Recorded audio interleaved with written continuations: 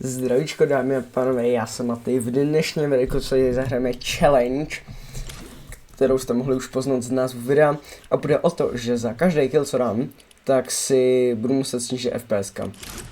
Budeme začínat na 200 FPSkách, protože když si dám 240 nebo 360, tak už to potom není zase tak plynutá hra, jakoby je to plynulý, ale jde spíš o to, že ty FPSka nejsou vyrovnaný, jakože jednou tam mám 140, po druhé tam mám 200 a tak.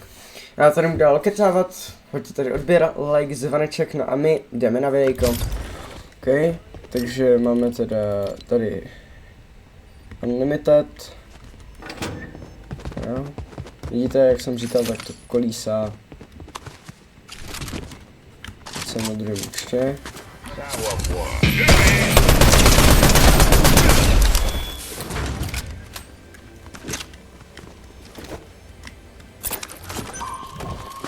Pak nám tady přibyly takovýhle nový věcičky. Tak tady.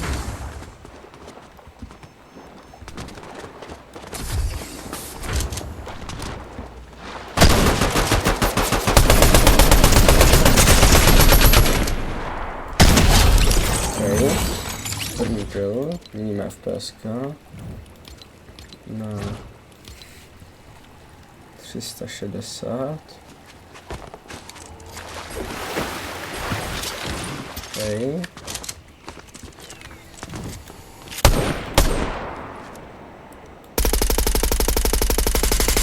To je bot, ne? A můj aim velice špatný. To je bot, kámo.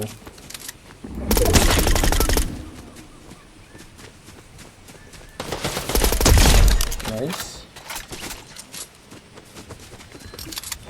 Měníme FPSka.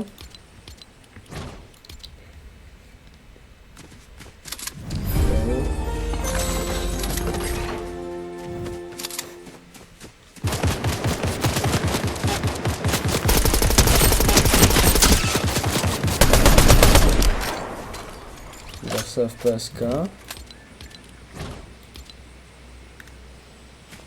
Tak. Čekal jsem, že teda bude víc, budu mít víc těch FPS za tu hru. Ale rychle, když si natáčím, tak mám méně FPS. Když nenatáčel.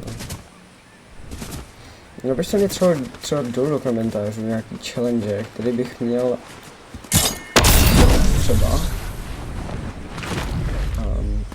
Tak no. To je jináčí build fight.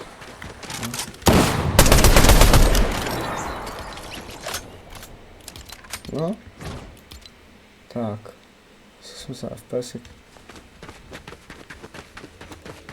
Nejvíc mě zajímá těch třeba 30 FPS.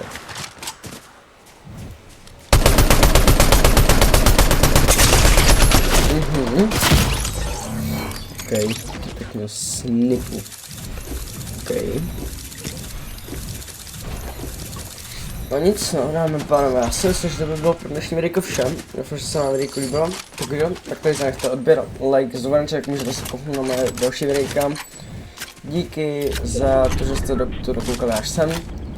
No a my se vidíme u nějakého dalšího videjka. Tak čus.